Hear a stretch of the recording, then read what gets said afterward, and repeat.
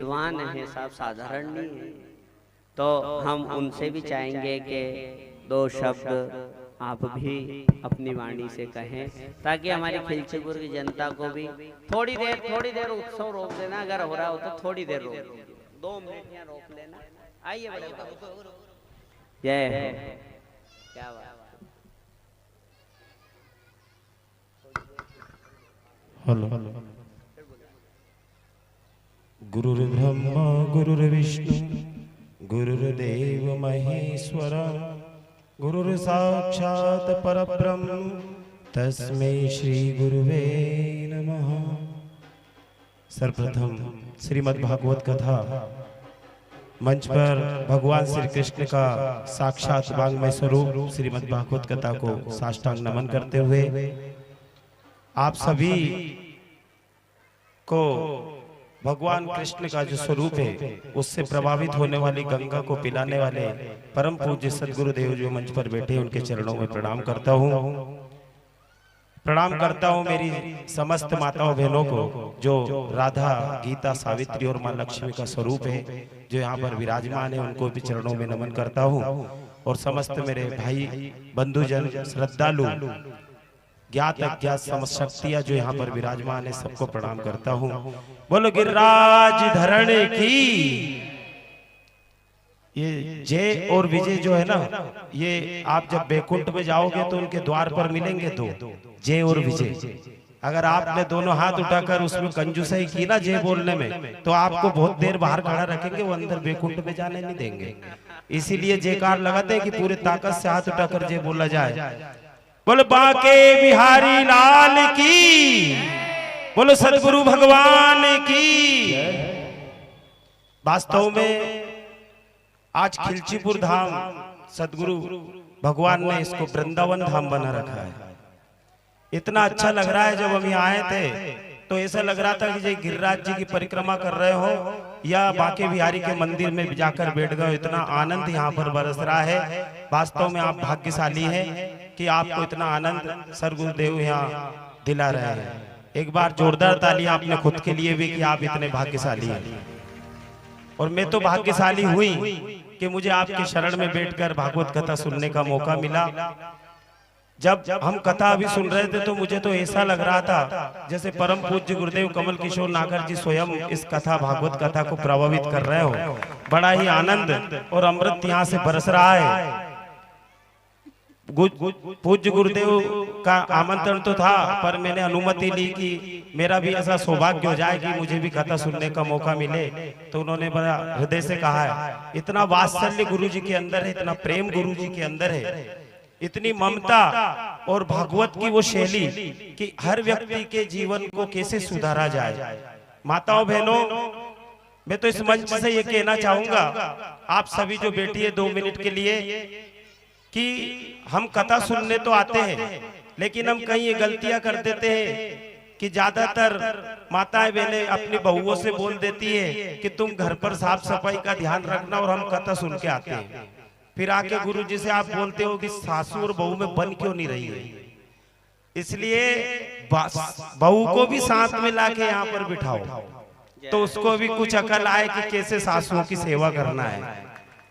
अपने बच्चों को अगर राम और कृष्ण बनाना है तो उनको भी कथा में लाकर बिठाओ, वो भी कथा सुनेंगे तो गुरुजी की कही हुई बातों का असर उन पर होगा, और वो आपको, आपके बच्चे आपके बुढ़ापे में सेवा करेंगे, आपको तीर्थ यात्राएं करवाएंगे।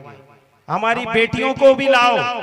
हमारी बेटियों को हम घरों के अंदर रोकते हैं, बाहर जाती है तो टोकते हैं, ये जरूरी है, लेकिन हमें अपनी बेटियों को लक्ष्मीबाई बनाना है, ताकतवर बनाना है, कमजोर नहीं बनाना है, ताकि कोई भी विधर्मी अगर हमारी बेटी के ऊपर आंख उठाने की कोशिश करे तो हमारी बेटी में इतनी ताकत होनी चाहिए कि उसकी आंखें फोड़ने की दम भी हमारी बेटी रखे। ये हमारी बेटियों को ताकत देना है। आप बच्चों का भी चरित्र का निर्माण करती हो और बेटियों की भी चरित्र का निर्माण करती हो। ऐसी शिक्षा हमारे गुरुदेव के माध्यम से यहाँ दी जा रही है, इसका अवसर अपने बेटी बेटी को भी दिलाए। दूसरी बात मैं आपसे कहना चाहूंगा कि परम पूजनीय गुरुदेव के संरक्षण में बड़े बड़े कार्यक्रम होते हैं। या आपकी खिलचीपुर का भाग्य कि गुरुजी के जन्म स्थान के आगे खिलचीपुर लिखा जाता है, बल्कि उनको प्रेम करने वाले तो पूरे भारतवर्ष में इनके शिष्यगण पाए जाते हैं। सबकी इच्छा होती है गुरुजी पधारे, पर खिलचीपुर का सौभाग्य कि गुरुजी का जन्म यहाँ पर हुआ। गुरुजी के सानिध्य में कामखेड़ा दरबार, जो कि मध्य प्रदेश के खेड़ापति कहा जाते हैं, कामखेड़ा दरबार ऐसा तीर्थ है जहाँ पर जाने से हर व्यक्ति का संकट दूर होता है। वहां पर गुरुजी के सानिध्य में, गुरुजी के नेतृत्व में, गुरुजी के सौभाग्य से, गुरुजी के नेतृत्व में एक बहुत विशाल मध्य प्रदेश का या कामखेड़ा क्षेत्र का अगर मानो तो सबसे पहले बड़ा इतना एक यज्ञ का आयोजन हो जा रहा है, श्री राम महायज्ञ।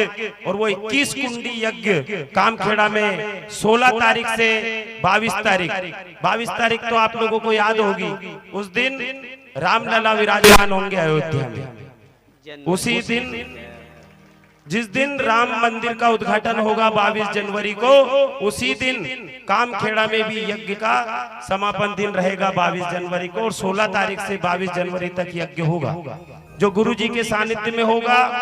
पूरी क्षेत्र के लोग, मेरी जहां तक आवाज जा रही हो, यज्ञ यहाँ पर तो बेटे ही है, बाहर भी आवाज जा रही है, खिलचीपुर वालों को सबसे बढ़ चढ़ कर हिस्सा लेना है, क्योंकि उस यज्ञ में यजमान बनने से लेकर हिस्सा लेने के लिए लोगों में कंपटीशन मचा हुआ है।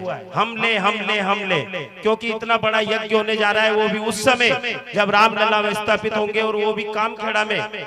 तो गुरुजी, ये आप लोगों का सौभाग्य कि वो खिलचीपुर से हैं। यजमान बनना हो, यज्ञ में दान दक्षिणा, जो भी सहयोग आपको करना हो, बढ़ चढ़कर प्रत्येक व्यक्ति को उसमें हिस्सा लेना है। और सबको 16 तारीख से 22 तारीख तक कामखेड़ा के यज्ञ में आना है। ये गुरुजी की ओर से मैं आप सभी को आमंत्रण देता हूँ। आप सब गुरुजी का परिवार हो, हम गुरुजी के बालक हैं, इसलिए उस यज्ञ में आना है। गुरुजी ने मुझे इस योग्य समझा। कहते हैं कि जो हम में योग्यता तो कुछ नहीं है, विद्या तो हम में कुछ नहीं है। Nykaa Fashion Big Friday sale is coming. Dresses, shoes, bags, all are up to 85% off. इनकी कृपा ही इतनी है कि शायद हमें कहीं नीचे देखने की जरूरत न पड़े। तो आप सबसे अनुरोध है कि कामखेड़ा दरबार में 22 जनवरी से 16 जनवरी से 22 जनवरी तक कथा, गुरुजी की कथा भी होगी, 7 दिवसीय कथा वहां पर होगी। ये सौभाग्य भी हम सबको मिलेगा। और 21 कुंडी यज्ञ भी वहां पर संपन्न होगा। बड़े बड़े वेदाचार्य, वेद बोलने वाले बालक, बड़े बड़े संत और स्वयं बालाजी महाराज वहां पर विराजमान है, उनका दर्शन का लाभ मिलेगा। तो मेरी माताओं बहनों, बढ़िया मंडलियां बनाकर उसका प्रचार प्रसार भी, और जितना सहयोग हो सके उस कार्यक्रम में आप भी सहयोग करें। जितने भी हमारे श्रद्धालु बेटे सब सहयोग करें। मुझे आचार्य तो आपने सौंपा है, मैं अपनी क्षमता के और आपकी कृपा के अनुसार उसमें कोशिश करूंगा। आपने मुझे इस योग्य समझा, यहाँ पर बोलने का समय दिया। आपके चरणों में पुनः नमन। एक बार सभी पुनः हाथ उठाकर बोलेंगे, बोल बांके बिहारी लाल की, सदगुरु भगवान की, अपने अपने मताई बाप की जय हो। बहुत सुंदर, बहुत, एक बार जोरदार ताली बजाइए आप। आपका अपना प्रेम बना रहे। बड़े विद्वान हैं, पर कितनी नर्मता से उन्होंने स्वीकार कर लिया कि हम तो टूटे फूटे वेद के मंत्र जानते हैं, जबकि परम विद्वान की यही तो पहचान है, यही परिभाषा है कि ज्ञान विद्वंता होते हुए नर्मता बनी रहे। आइए भगवान श्री कृष्ण का पावन उत्सव प्रारंभ करें। बड़ी ताली सेवा करते हुए क्या कहेंगे, क्या कहोगे अब? गोपालो जल के